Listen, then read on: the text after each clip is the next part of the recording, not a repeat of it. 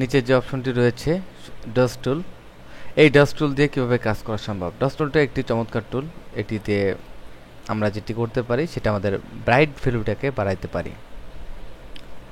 এই ইমেজটি দিয়েই আমরা উদাহরণ দেই। এখানে আমাদের যে স্কিন টোনটি রয়েছে এটি আমাদের 50% এক্সপোজার, এখানে রয়েছে মিড টোন, শ্যাডো এবং হাইলাইটস।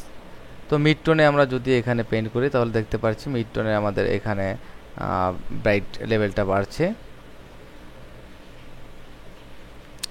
আমরা আনডু করে দেখি এবং এখানে আমাদের রয়েছে শ্যাডো। আমরা যদি এখানে পেইন্ট করি তাহলে শুধুমাত্র শ্যাডোর উপরে আমাদের এই ইফেক্টটা পড়বে। আনডু করে দেখি যে আমাদের শ্যাডো যে স্থানগুলো ছিল সেই স্থানগুলো শুধু ব্রাইট হয়েছে। ওকে, নাইস ওয়ার্ক।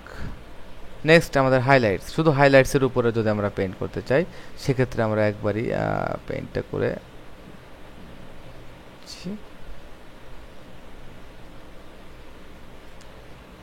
দেখতে পাচ্ছি এখানে শুধু আমাদের হাইলাইটসের উপরে বেশি পেইন্টটা পড়ছে, প্রায় সেম কালারের। তো মিড টোনসটা আমাদের জন্য বেটার, যে আমরা যে স্থানগুলো দরকার একটু ব্রাইটটাকে বাড়ানোর জন্য, আমরা একটু হোয়াইট লেভেল বাড়ানোর জন্য বা লাইট বাড়ানোর জন্য আমরা এই টুলটি ব্যবহার করে থাকি।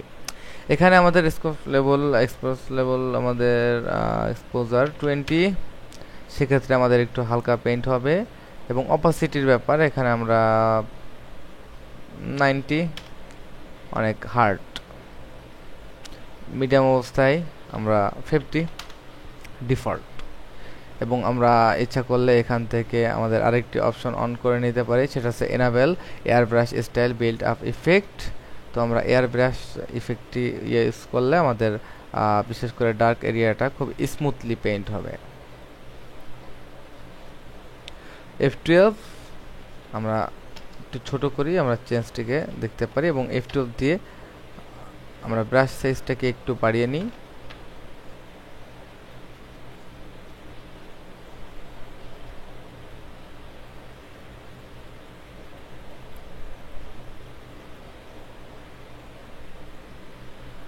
এবার আবার আমরা F12 দিয়ে দেখি যে আসলে আমাদের লাইট ভ্যালুটা কিভাবে বাড়ে।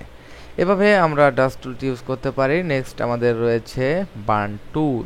বার্ন টুল অত্যাধিক পরিমাণ সুন্দর একটি টুল এবং বার্ন টুল দিয়ে খুব সুন্দরভাবে বার্ন করা বা আগুন ধরানো যায়। আমি নেক্সটের ক্লিপে দেখাচ্ছি।